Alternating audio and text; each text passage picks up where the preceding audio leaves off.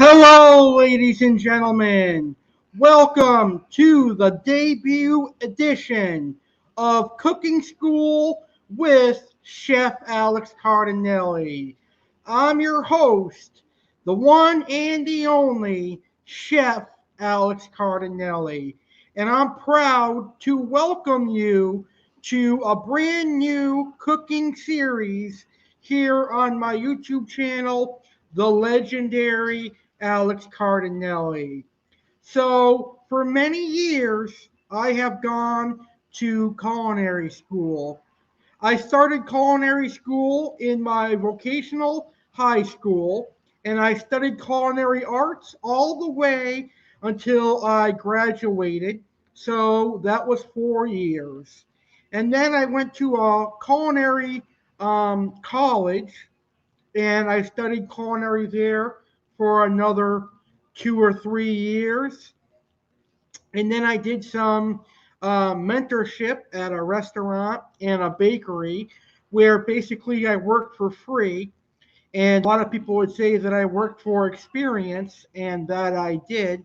And I got a lot of experience working at the bakery specifically because I learned how to make delicious homemade desserts. And I learned that homemade cakes and homemade cookies is very, very simple. And I also catered a party of 1,000 people, and I did back of the house work and also front of the house work. I was actually a server for the party of 1,000. I served that day, and then the next day at the next party, I was working in the back of the house as a line cook and also expo. And I have to say that that was really fun. And that's kind of where my love of cooking took off, is when I catered that party and I did the line cookery and I did expo. And that's how I learned how to deal with customers and guests, was being a server at that party of 1,000.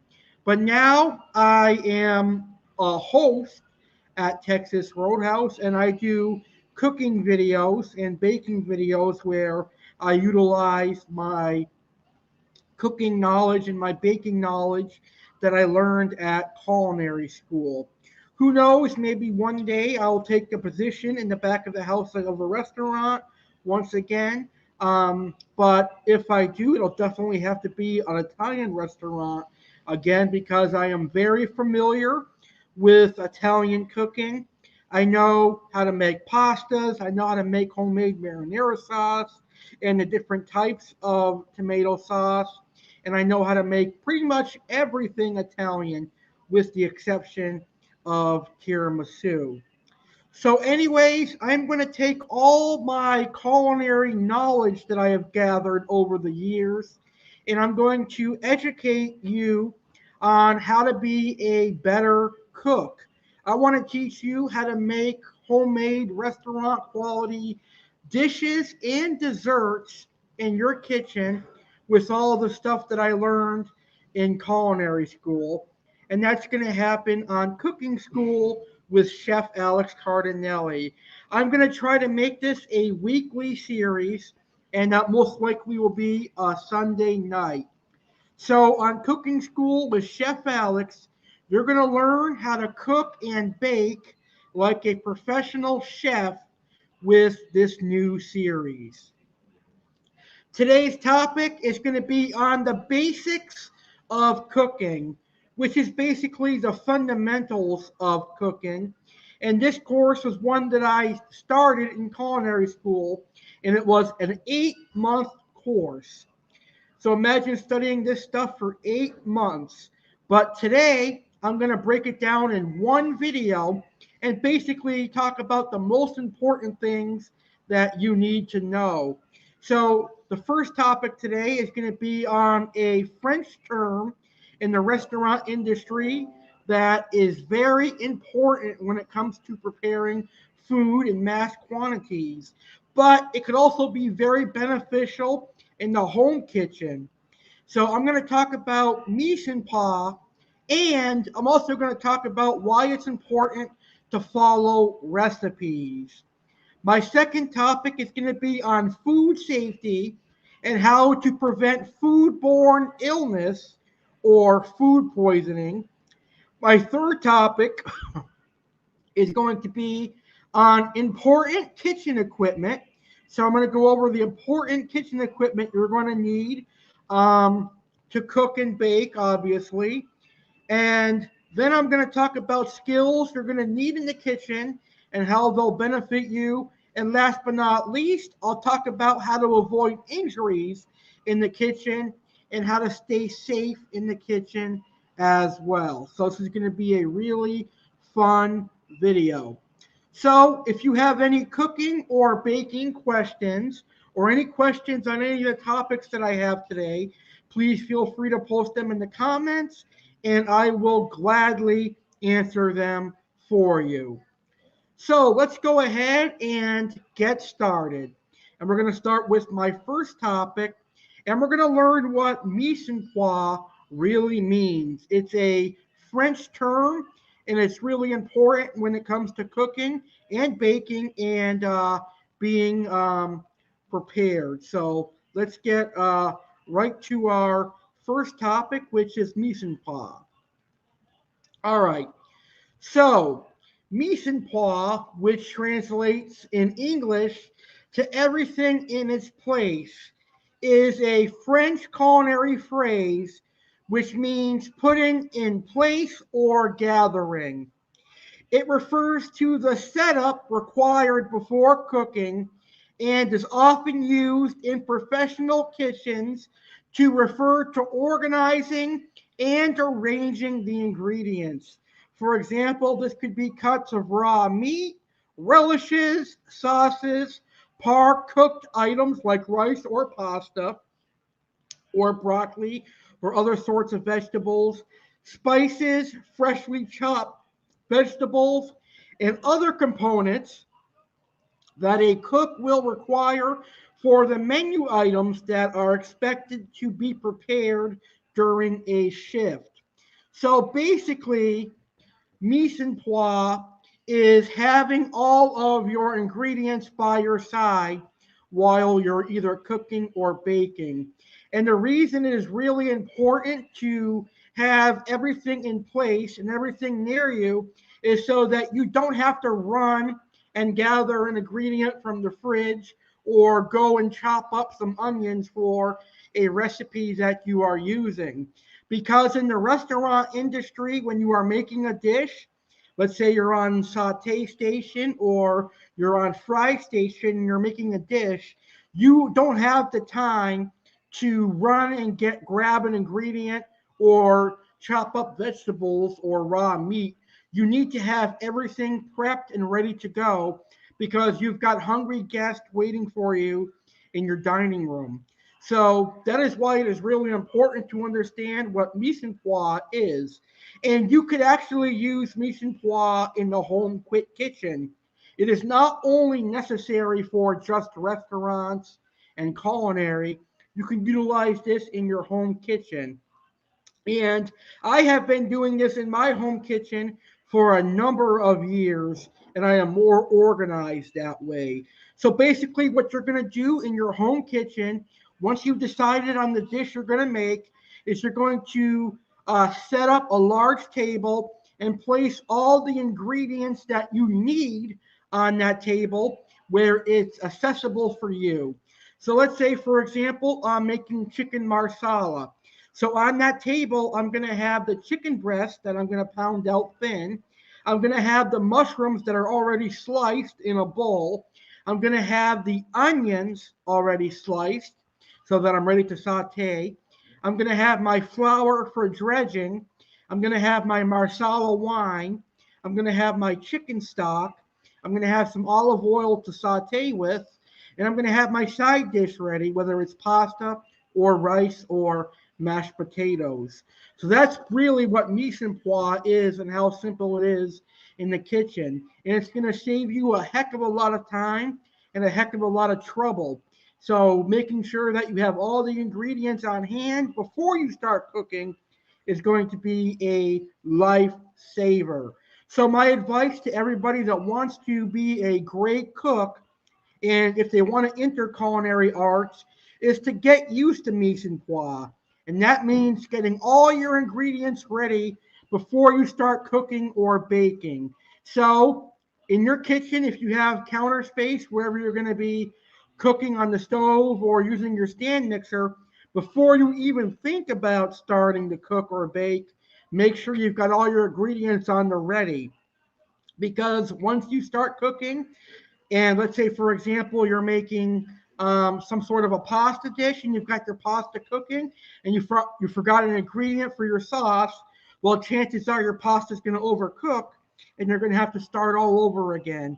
So that's why it's really important to understand what mise en pois is and why you should use it. So what you got to do is read your recipe and see all the ingredients, get all the necessary amounts of those ingredients, have them in bowls, send it around your kitchen, and you're ready to start cooking.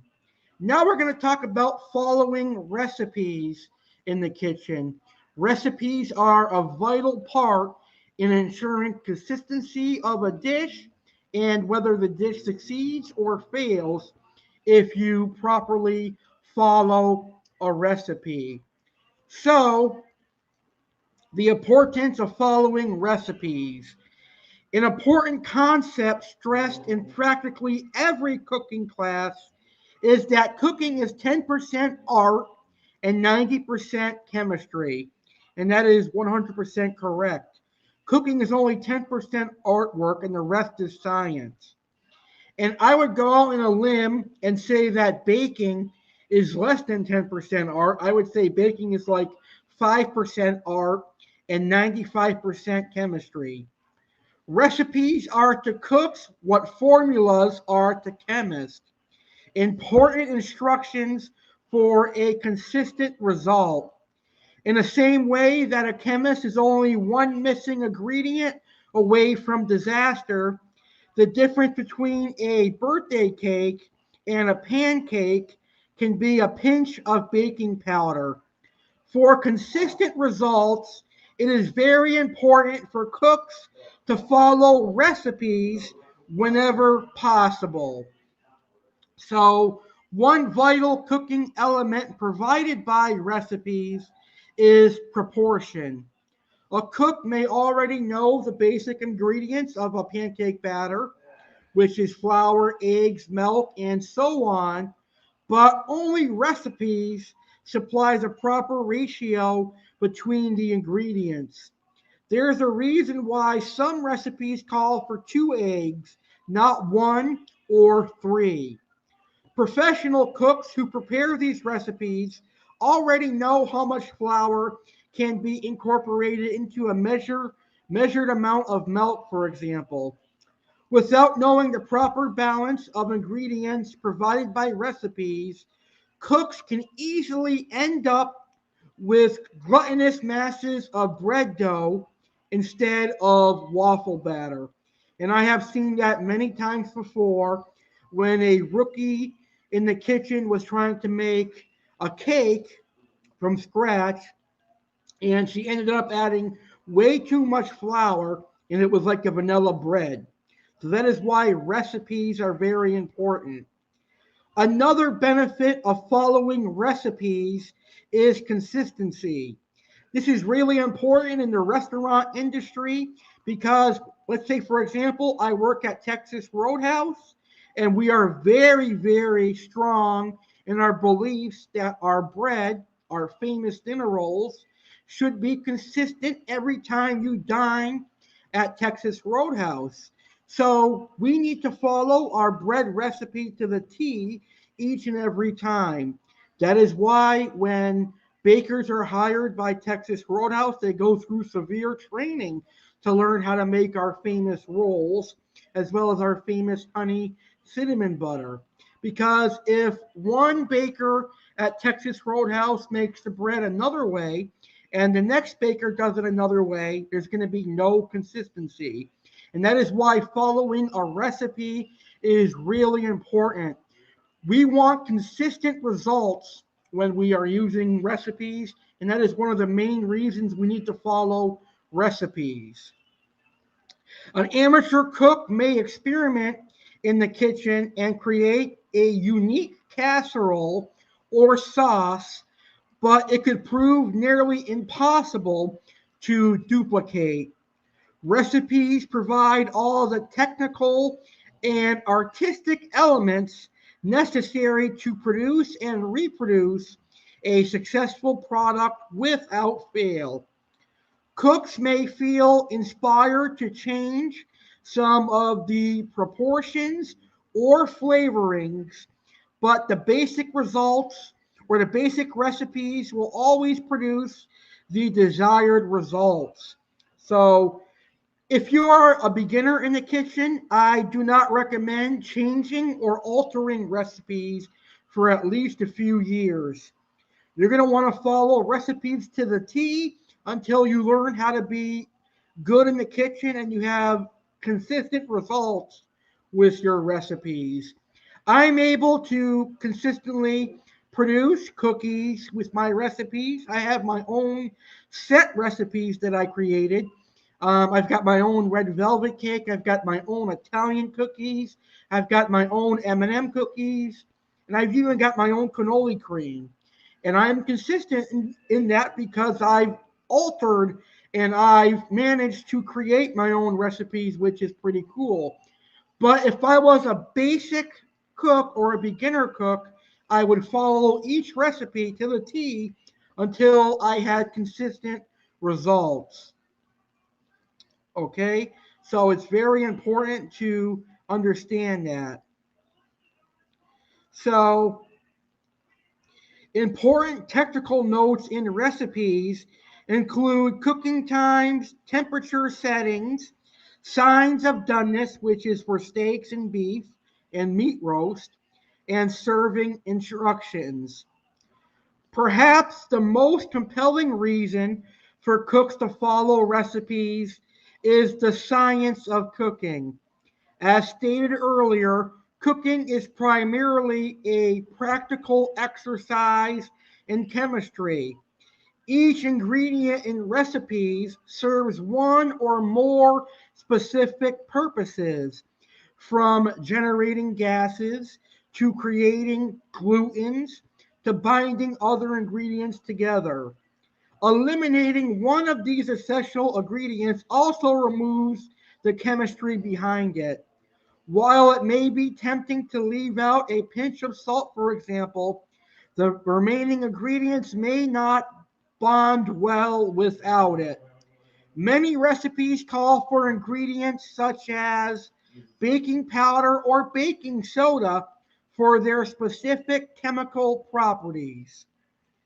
There are a few instances in which traditional recipes may not be strictly necessary, but until a cook gains enough kitchen experience and learns enough cooking theory to improvise, recipes should be treated as the roadmaps to culinary success.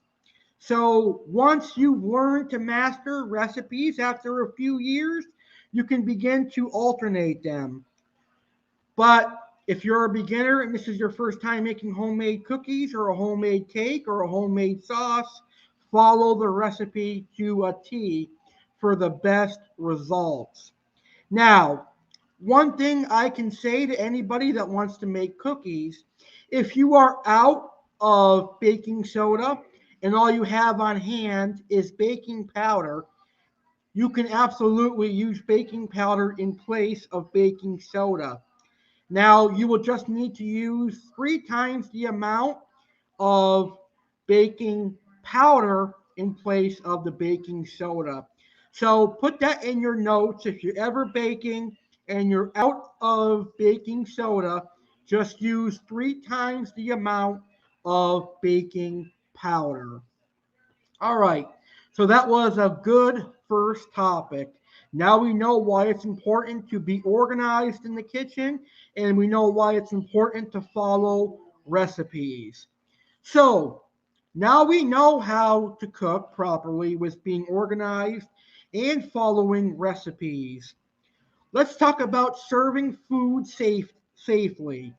And that leads us to food safety. And when I'm talking about food safety, I'm not talking about keeping us safe from injury. What I'm talking about is keeping us safe from foodborne illness or food poisoning. We've all heard people say that they've got food poisoning from a particular restaurant. 99.9% of the time, most of those cases are kind of inaccurate, but it does tend to happen if the restaurant hires people who are not food safety certified or ServSafe certified. Now, at least in Florida, it is legally required that everybody working in a restaurant does a course on food safety. So that's good here in Florida because we have mostly elderly living here, and elderly, pregnant, and people with diseases have incompromised immune systems, and if they get food poisoning, it could take their lives. So it's very important that we learn how to prevent foodborne illness or food poisoning, and that comes down to the proper handling of food. So I'm going to teach you the importance of food safety right now. It all boils down basically to washing your hands in the kitchen and proper food handling. That means that we are washing our hands when we touch raw meat and after we touch raw meat and even before we touch raw meat. That means we are washing our cutting boards when we cut raw meat, after we cut raw meat, and before we go to vegetables. Those are just some examples of food safety, but let's get right into it right now because this is really important. So please pay attention right now. This is an important lesson that you're going to learn. All right. So food safety is used as a scientific method or discipline describing handling, preparation, and storage of food in ways that prevent foodborne illness. The occurrence of 2 or more cases of a similar illness resulting from the ingestion of a common food is known as a foodborne disease outbreak. Food can transmit pathogens which can result in the illness or death of the person or other animals. The main types of pathogens are bacteria, viruses, mold, and fungus. Food can also serve as a growth and reproductive medium for pathogens. Food that can transport pathogens includes ready to eat foods like deli meat and cheeses, fruits and vegetables, etc. It could also include food that has been sitting out at room temperature for more than 2 hours and other types of food. Then there is contamination. Let's take a look at contamination and how to avoid it. Food contamination happens when foods are corrupted with another substance. It can happen in the process of production, transportation, packaging, storage, sales, and cooking process. Contamination can be physical, chemical, or biological. Physical contamination, physical contaminants or foreign bodies are objects such as hair, plant stalks, or pieces of plastic and metal. When a foreign object enters food, it is a physical contaminant. So these could be like a piece of a can from a can opener entering a can of canned fruit or vegetables. This could be a piece of your hair entering your spaghetti and meatballs. This could be a fingernail falling into your soup. Those are examples of physical contamination, and they all are disgusting, right? So let's avoid physical contamination. If the foreign objects are bacteria, both a physical and biological contamination will occur. So, let's say your fingernail falls into spaghetti and meatballs. Well, you've just committed a physical and biological contamination. Let's say Bob is making spaghetti and meatballs and his fingernail falls in the spaghetti and meatballs, and he hasn't washed his hands. All that bacteria living on his fingernails is going right into the spaghetti and meatballs.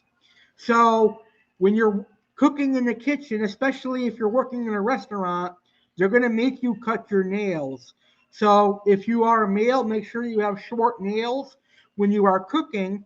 And if you are a female, do not put on plastic fingernails or long fingernails if you're going to be cooking, because then you're going to be at the risk of a physical contamination, and that is disgusting in my opinion. So remove any long fingernails during the cooking process.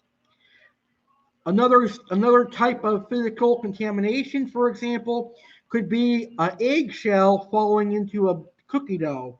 I've had that happen to me at a bakery, and I've had to restart a whole new batch of cookie dough. But common sources of physical contaminants are hair, glass or metal, pests like rats, cockroaches, flies, jewelry, dirt, and fingernails. A note on pests. Pests will only invade dirty restaurants and restaurants that don't do monthly pest control. Chinese restaurants, for example. All right, let's move on to chemical contamination.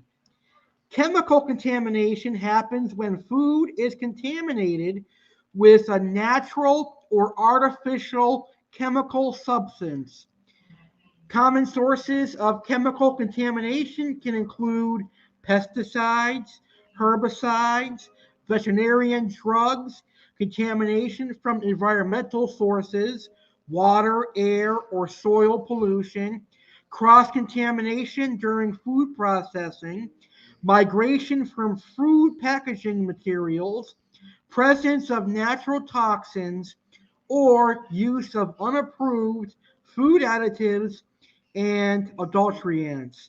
So let's say Bob is mad at his ex-wife, Michelle, and Bob decides, you know what, I'm going to make Michelle a special type of brownies. I'm going to put rat poisoning in Michelle's brownies. Michelle unknowingly eats those brownies, and she gets very sick, and she's rushed to the hospital, and it is determined that those brownies had a chemical contaminant, which is the rat poisoning. So there probably would be an investigation by the detectives and the police. But all Bob would have to do is say he did not know that rat poisoning was in there, unless there's specific proof that Bob put it in there or reason for the detectives and the police to believe that Bob did it. But that's just an example of chemical contamination. The good thing about being a chef and knowing how to cook is that if someone really pissed me off and I could not physically harm them, there are other ways that I could harm them without them even knowing it. So that's one of the best things about knowing how to be a good cook and also a good baker. Because of a lot of sugar in the processed brownie mixes and cakes, the chances that you're actually going to taste a rat poisoning are off. So that person may eat the entire brownie slice or cake slice and not even realize that there's rat poisoning in there. God, I sound awful, don't I?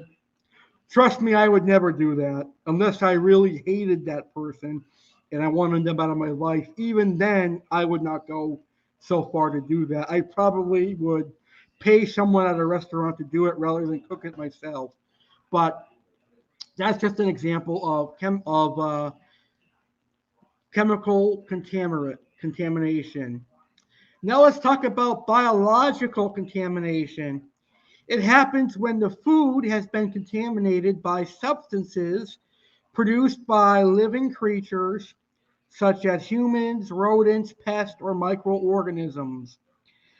This includes bacterial contamination, viral contamination, or parasite contamination that is transferred through saliva, gross, pest droppings, gross, blood, or fecal matter, yuck.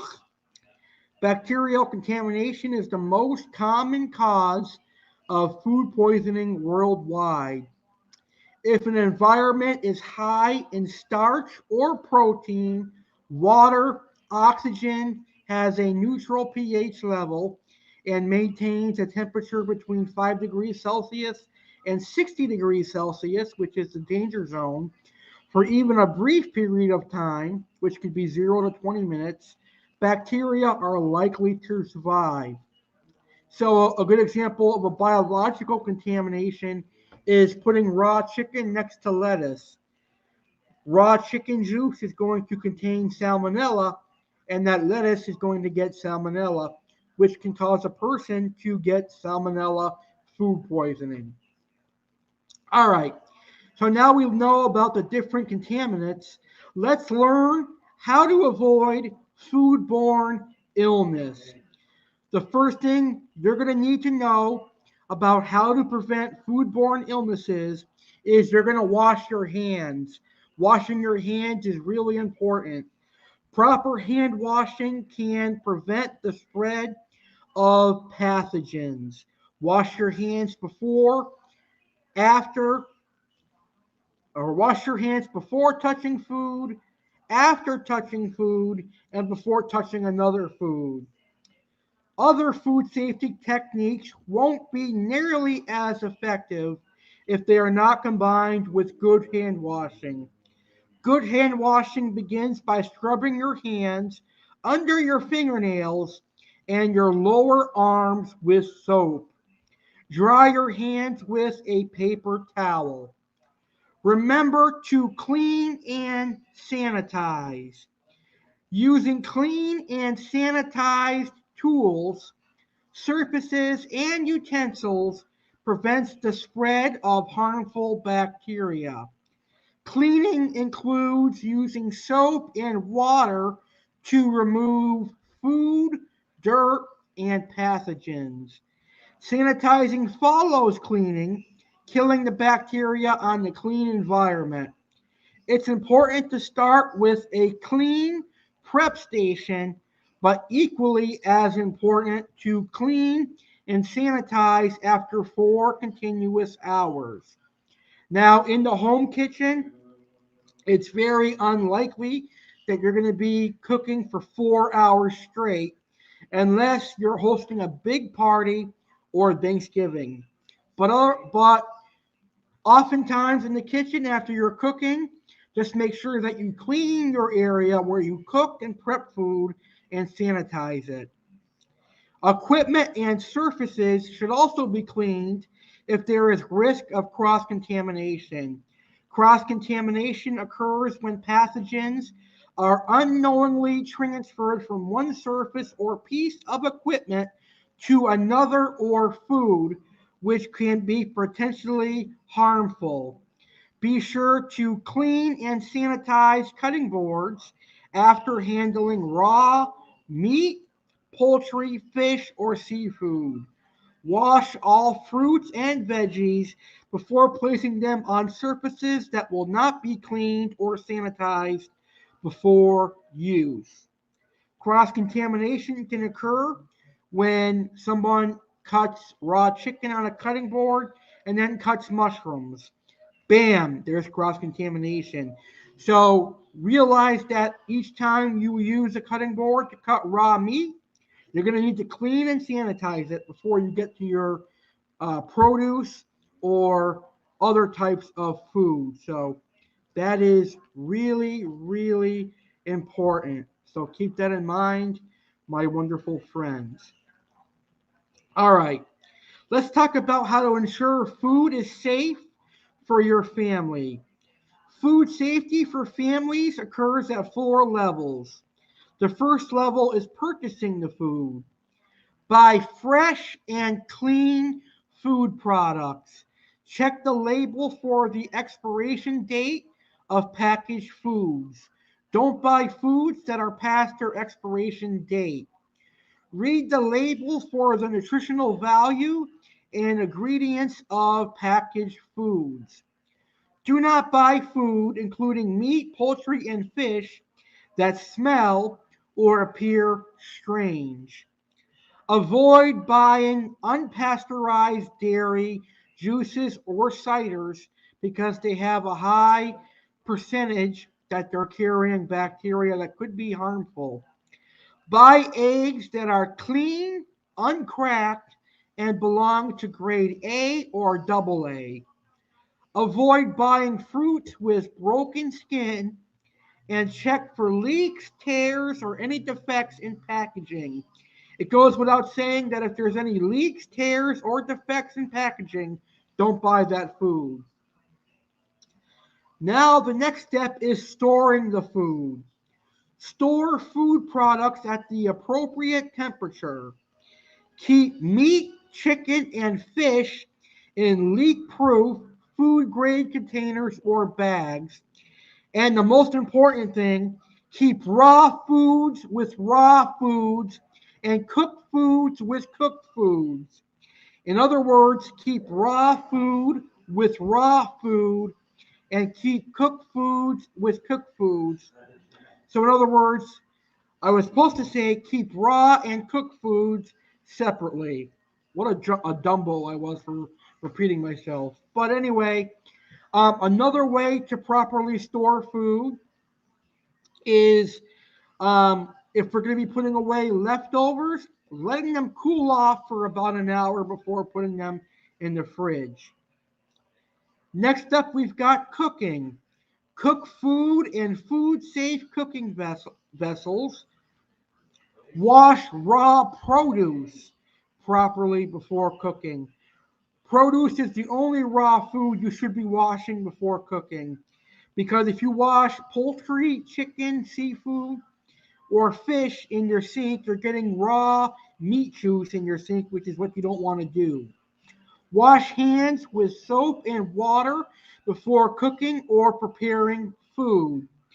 Use a separate cutting board for meat, poultry, and fish.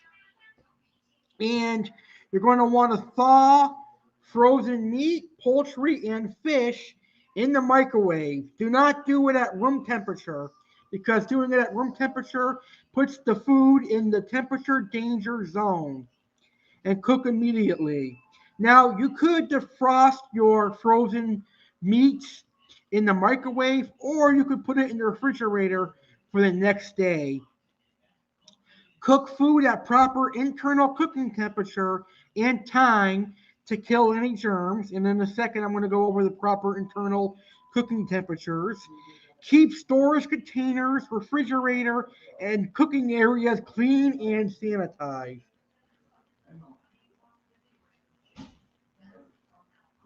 All right. And last but not least, when it comes to consuming food, we all know that we should serve food on clean plates and bowls. And we should wash our hands with soap and water before eating so that we don't get sick. All right, 4 steps to food safety. Clean. Wash your hands and surfaces often. Germs that cause food poisoning can survive in many places and spread around your kitchen. Wash hands for 20 seconds with soap and water before, during, and after preparing food and before eating. Wash your utensils, cutting boards, and countertops with hot, soapy water and rinse fresh fruits and vegetables under running water. Separate. Don't cross contaminate. Raw meat, poultry, seafood, and eggs can spread germs to ready to eat foods unless you keep them separate. Use separate cutting boards and plates for raw meat, poultry, and seafood. When grocery shopping, keep raw meat, poultry, seafood, and their juices away from other foods. Keep raw meat, poultry, seafood, and eggs separate from all other foods in the refrigerator. How I like to do this is I dedicate a shelf for meat, poultry, and seafood, and eggs, a meat dedicated to leftovers and ready to eat foods, a shelf dedicated to produce, and a shelf dedicated to desserts. So, my refrigerator, the bottom shelf has the raw meat and poultry, seafood, and eggs. Then the next shelf has um, produce. The next shelf has ready to eat foods. And the next shelf has desserts and anything else. Cook food to the right temperature. Food is safely cooked when the internal temperature gets high enough to kill germs that can make you sick. The only way to tell if food is safely cooked is to use a food thermometer. You cannot tell if food is safely cooked by checking its color and texture. Use a food thermometer to ensure foods are cooked to a safe internal temperature. So here is the proper internal cooking temperature for the different types of food. Whole cuts of beef, veal, lamb, and pork, which is basically red meat, including fresh ham, is 145 degrees Fahrenheit. Then you're going to allow the meat to rest for 3 minutes before carving or eating. Now, it is perfectly okay to eat steaks and beef, rare or medium rare. And later on in this series, we're going to go over temperatures for rare, medium well, medium, and well done. So, fish with fins, you're going to cook for 145 degrees Fahrenheit or cook until flesh is opaque. Ground meat, such as beef and pork, 160 degrees Fahrenheit. All poultry, including ground chicken and turkey, 165 degrees Fahrenheit. And leftovers and casseroles, they're going to reheat to 165. Again, so red meat, you're going to cook to 145 degrees Fahrenheit. Seafood, 145 degrees Fahrenheit. Ground meat, such as beef and pork, 160. Poultry, 165. And leftovers and casseroles you're reheating, which also includes restaurant leftovers. You're going to heat that to 165 as well. And then we've got chill. Refrigerate your food properly. Bacteria can multiply rapidly if left at room temperature or in the danger zone between 40 degrees Fahrenheit and 140 degrees Fahrenheit. Never leave perishable food out for more than 2 hours or 1 hour if exposed to temperatures above 90 degrees Fahrenheit. Keep your refrigerator at 40 degrees or below and know when to throw food out. Generally, with leftovers, you've got about a 5-day period. Refrigerate perishable food within 2 hours.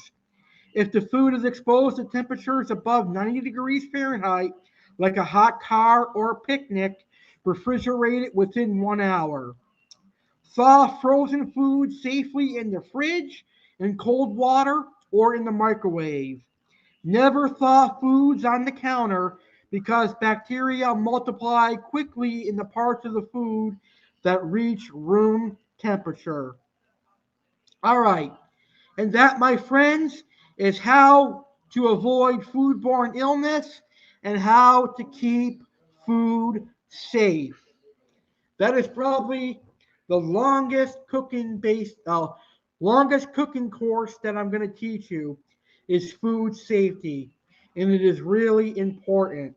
Remember, I had to shrink everything that I was going to talk about today into one episode, so I left out some other stuff, but all the food safety tips that I just gave you are really important, and they're going to make you a good cook. All right, so now we've got some fun topics.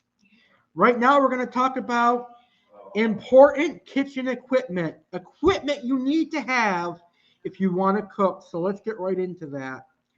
Cooking basics number 3, important kitchen equipment.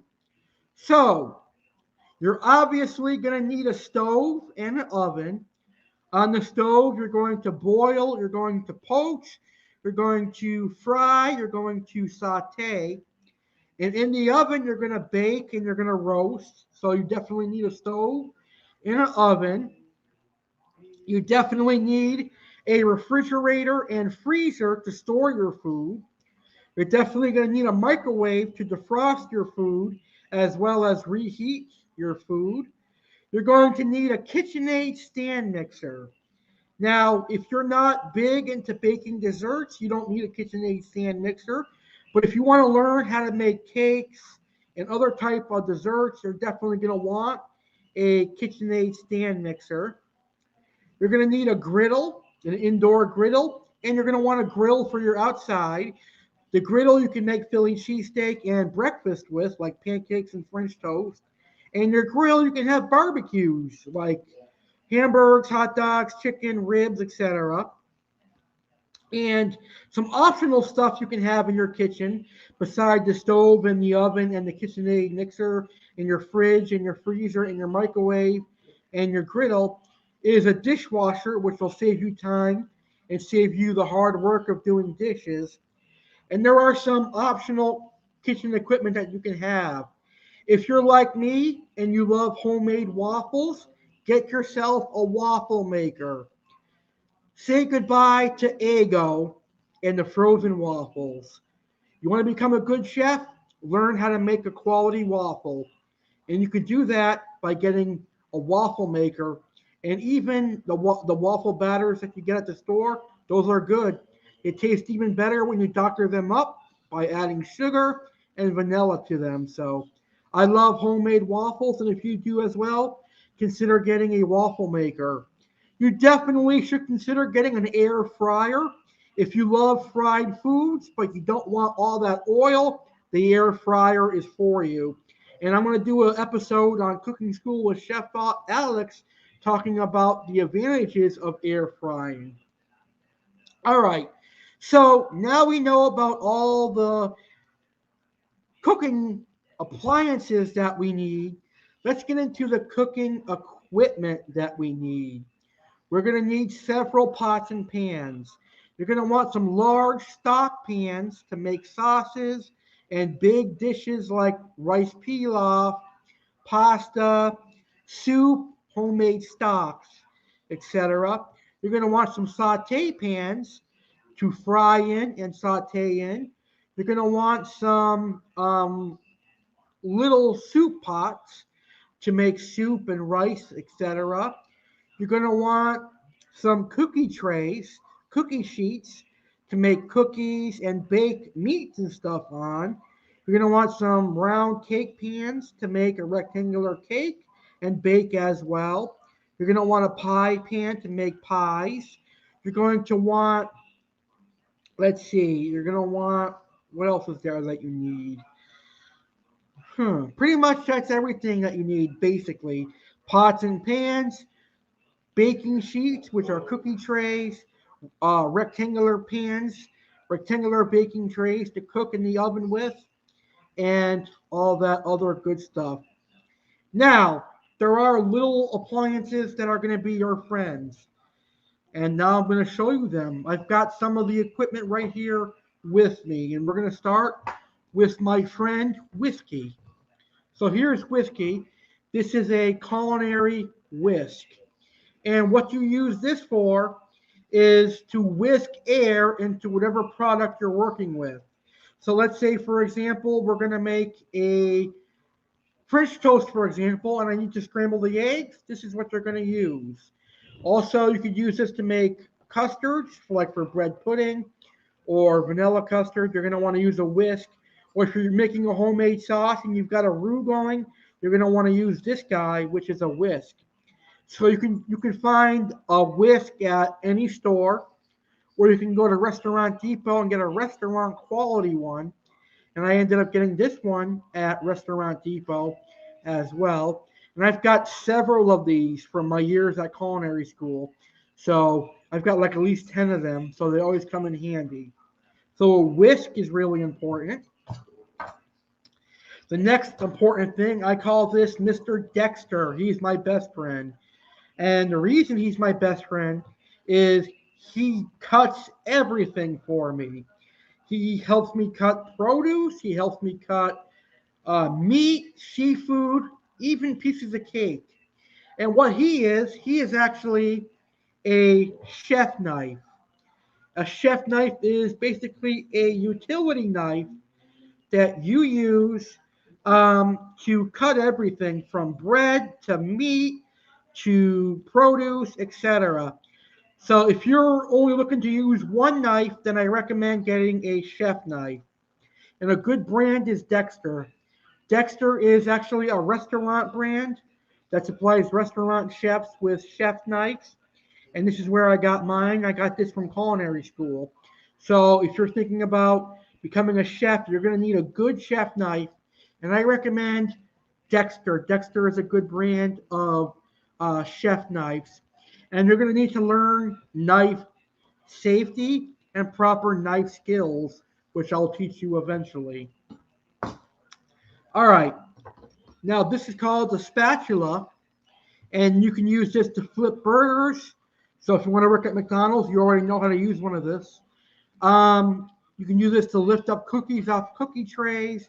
Pretty much, if you're going to lift up something or flip it, you use a spatula.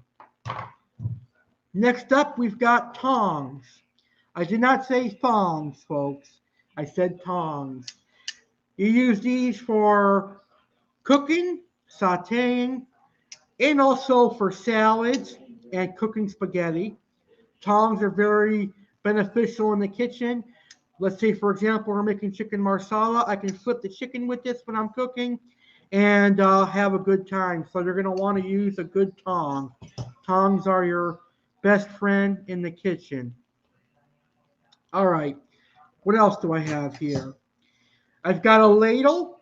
A ladle you could use to serve soups, sauces, salad dressings, etc. It basically holds liquid. It allows you to serve liquid. I've got a carving fork here. You use this to cut prime rib, ham, turkey, and pretty much any roast. This is your best friend, so make sure you get a carving knife or a carving fork. Right here, I've got a meat mallet. And what this does is it tenderizes your meat. So this is very beneficial if you have a sirloin and you want a tender sirloin. You're going to pound it out thin. You can also use this for chicken breast if you're making chicken parm or any sort of chicken dish that you need chicken to be pounded thin. This is what you're going to use. If you're tired of rubbery steaks, Get yourself a meat mallet, pound it out thinly, and cook it really quickly, and you're going to have a really good tender steak. And last but not least, we've got here a KitchenAid stand mixer paddle attachment. This is going to make cookie dough. It's going to make bread, like quick breads, like banana bread, etc. Brownies, custards, puddings, basically anything. And then you've got a whisk attachment that comes from KitchenAid to make um, buttercreams, anything that needs to be whipped. And then you've got the dough hook, which you use to make homemade bread dough. And then the final important kitchen equipment that I have is a piece of clothing, and it's a pot holder. A pot holder is going to keep your hands safe from being burned. You don't want to get burned in the kitchen, so when you're going to be taking pans out of the oven, put on pot holders. If you're going to be moving pans off the stove, put on pot holders. If you're going to touch anything that's been cooking food, put on pot holders. So those are just some of the basic kitchen equipment that you're going to need. That was a really easy topic for you guys. All right, we've got two more topics for our first episode. Cooking basic number 4, skills you will need and how they will benefit you. So let's get right into our cooking skills that you're going to need. So you've got different skills that you're going to need and how they benefit you. The first skill you're going to need is knife skills.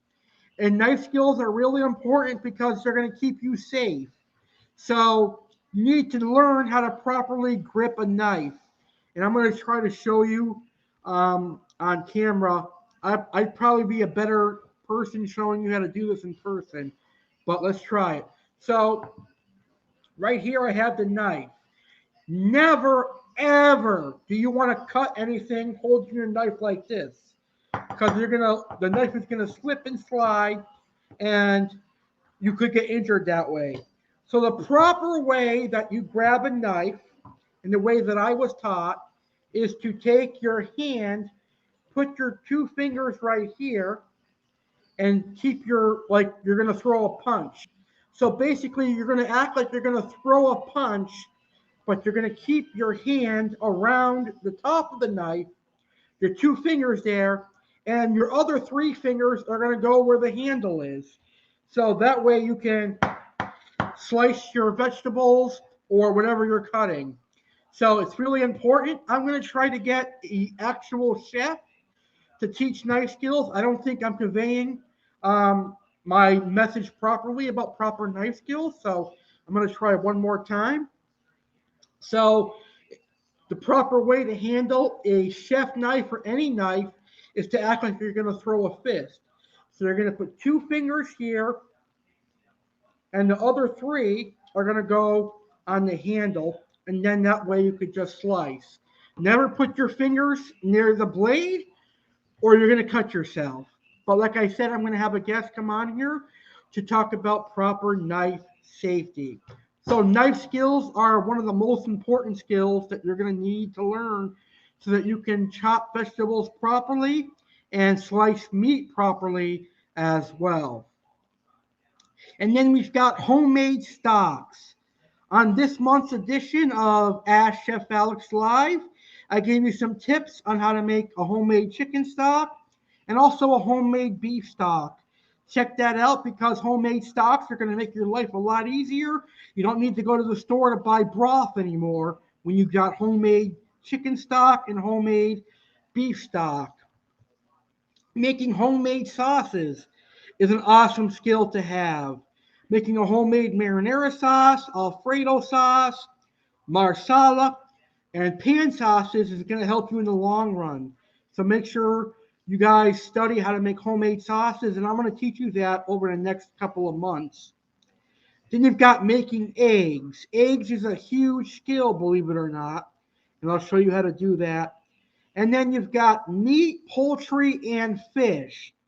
One should be well aware of the safety steps taken when they are dealing with meat, poultry, or fish in a professional kitchen. Every step in handling, cooking, and storing this kind of perishable food items safely is essential to avoid any kind of food contamination. As a budding chef or cook, you should know to check its freshness, done this while cooking, how to clean it, and also packing it properly for storing.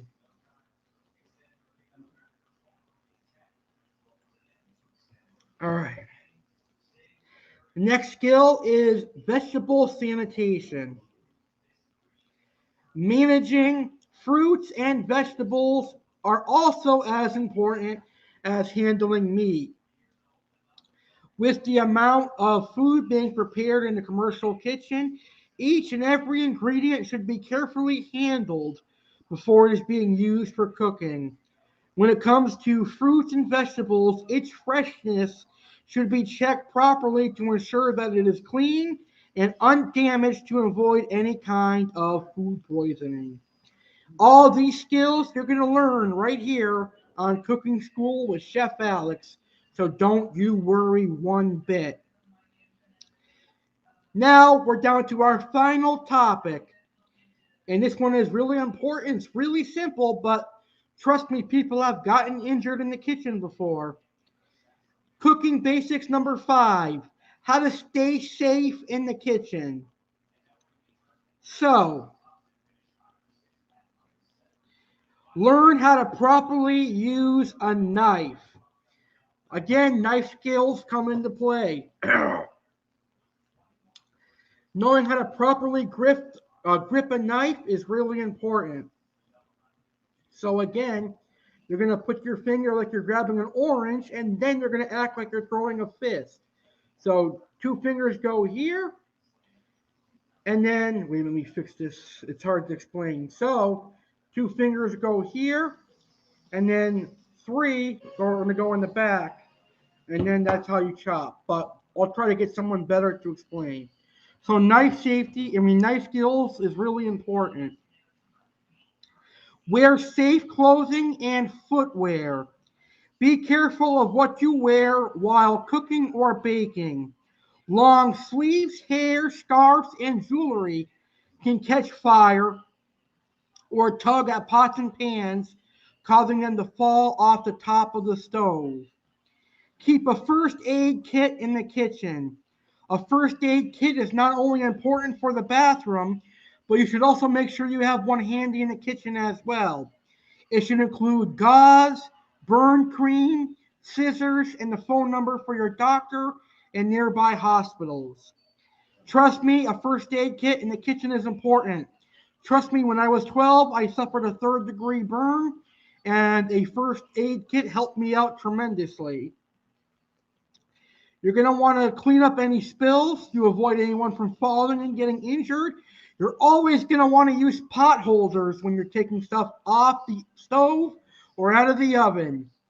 I've seen chefs burn their hands in a rush in the kitchen in a restaurant because they didn't use pot holders. Trust me, burns are very painful and you don't want to get burned.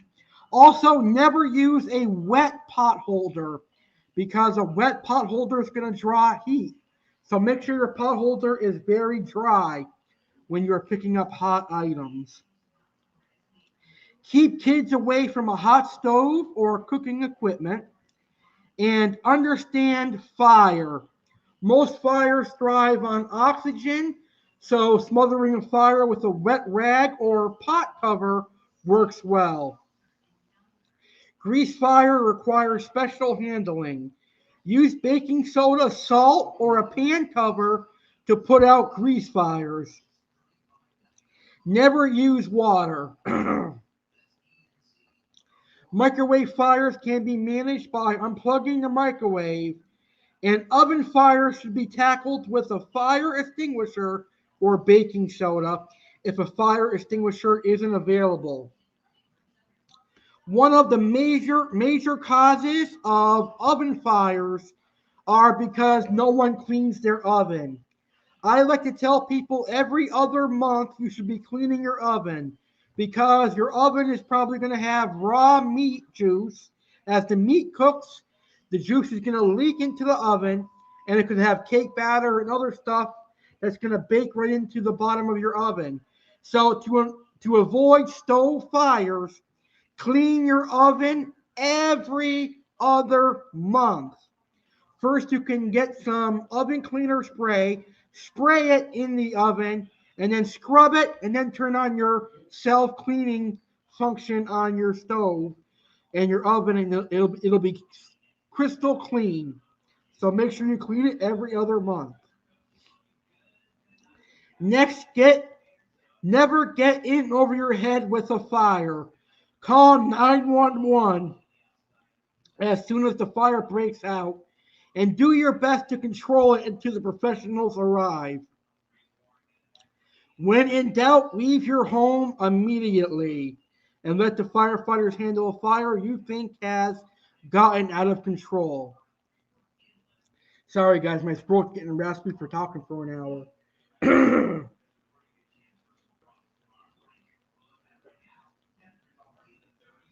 All right.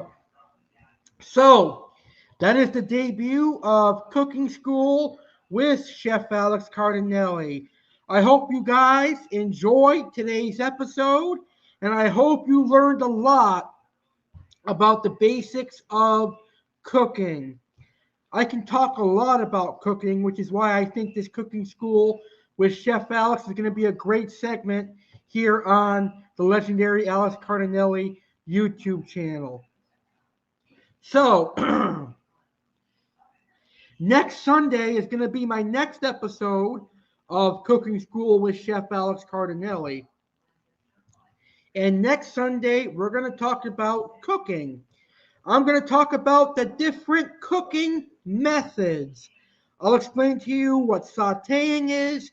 I'll explain to you what boiling and poaching is. I'll explain roasting. I'll explain baking and much more.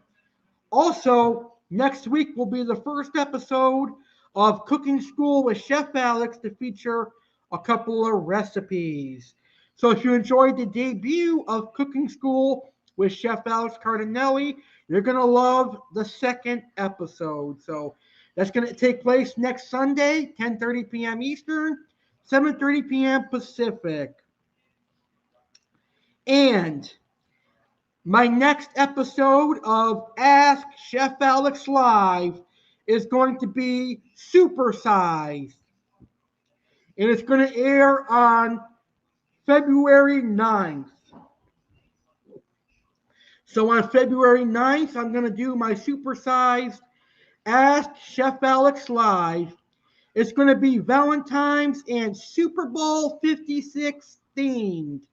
That's right, because we've got Valentine's Day that week, and we've also got NFL Super Bowl 56, which is going to feature the Cincinnati Bengals and the Los Angeles Rams. So on this Q&A, I, of course, am going to answer your cooking and baking questions. I'm also going to have recipes for Valentine's and recipes for the Super Bowl. And my cooking topics are going to be foods from Cincinnati and foods from Los Angeles to represent the Super Bowl. I'll give out some good entree ideas for Valentine's and much more. So don't miss the supersized Ask Chef Alex Live Valentine's Day and Super Bowl themed Wednesday, February 9th, 2022, 10:30 p.m. Eastern, 7:30 p.m. Pacific. Email your cooking and baking and food questions to alexgoyankiescardinelli19@gmail.com, and I'll gladly answer them. You've got questions for Valentine's Day dinner, you've got questions for the Super Bowl, well, email them to me and I will gladly answer them. alexgoyankiescardinelli19@gmail.com.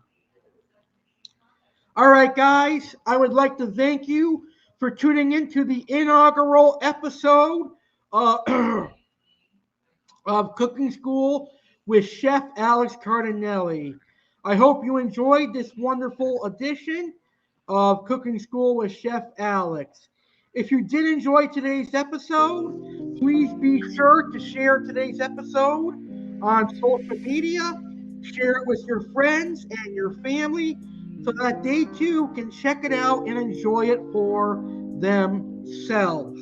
It's been an honor and a privilege sharing my culinary knowledge with all of you.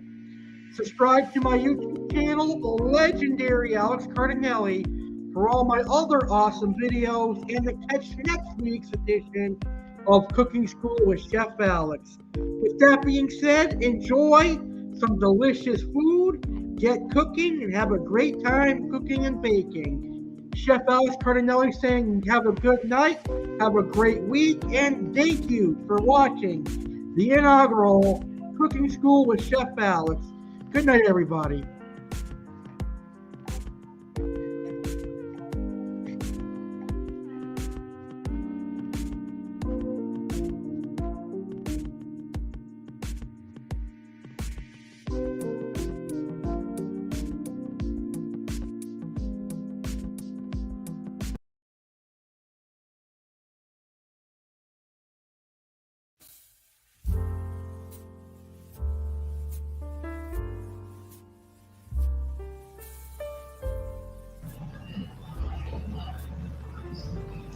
Hey everyone, it's your favorite man, Legendary Alex Cardinale here. Love is in the air. Why is that? Well, Valentine's is right around the corner. I cordially invite you to be a part of the inaugural Valentine's 2022 Bash, hosted by me, the man you love, Legendary Alex Cardinale.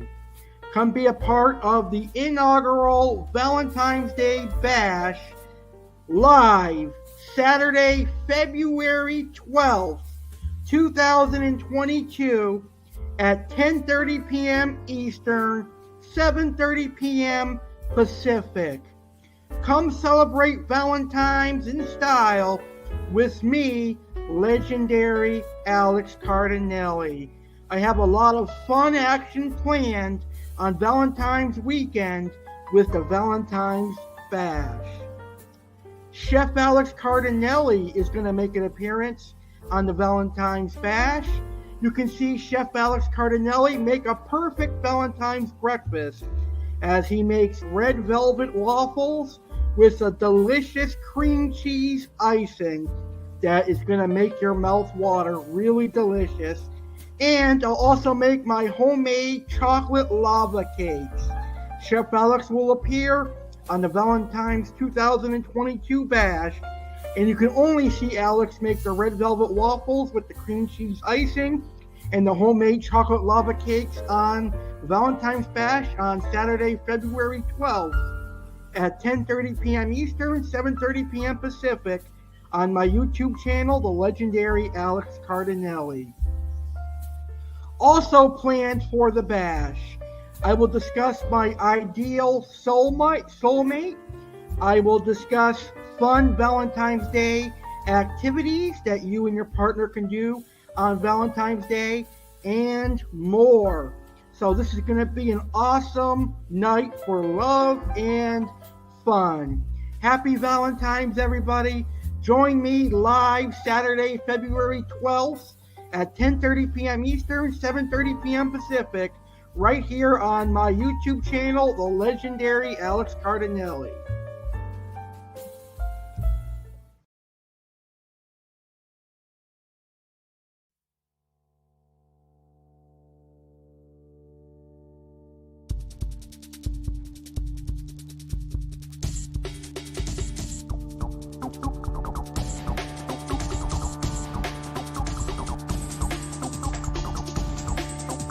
Yeehaw! Legendary Alex Cardinale here to invite you to a legendary party.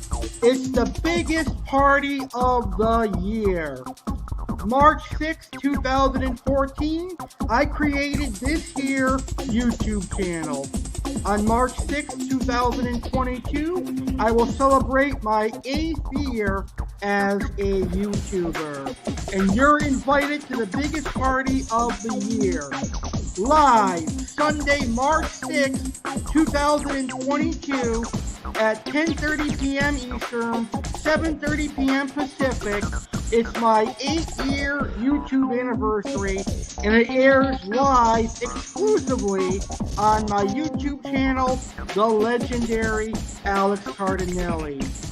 2 of my 60,000 plus lucky subscribers will win a $80 Texas Roadhouse gift card. All you need to do is be an active subscriber to my channel. That means watch my videos, leave likes, and comments.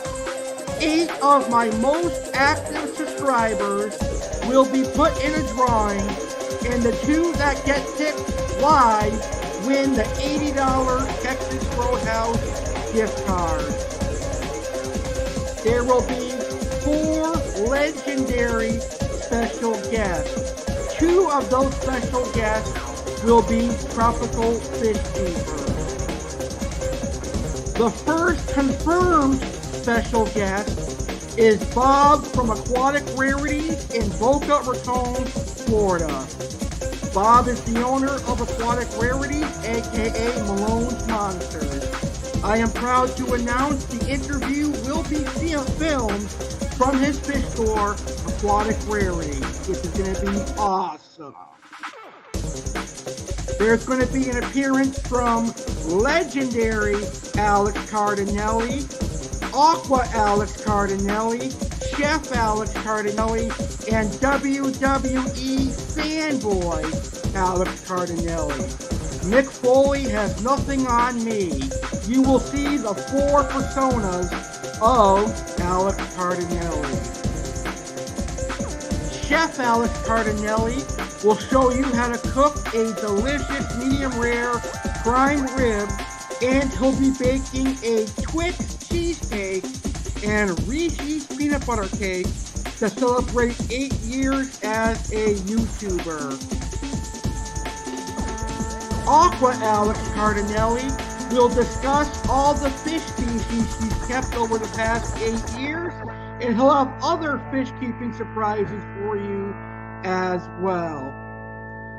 WWE fanboy Alex Cardinale discusses his dream WWE WrestleMania 38 card. Where will the celebration be held? Where will I broadcast live from? Well, you can only find out if you tune in live. What other surprises will there be? Why will this be the biggest party of the year? You gotta tune in to find out. The 8-year YouTube anniversary is live Sunday, March 6, 2022, 10:30 p.m. Eastern, 7:30 p.m. Pacific, only on my YouTube channel, the legendary Alex Cardinale. I'll see you for the biggest party of the year. Make sure you are an active subscriber so that you have a chance to win an $80 Texas Roadhouse gift card on my 8-year YouTube anniversary. That means you like my videos, you leave comments, and you're one of my active subscribers.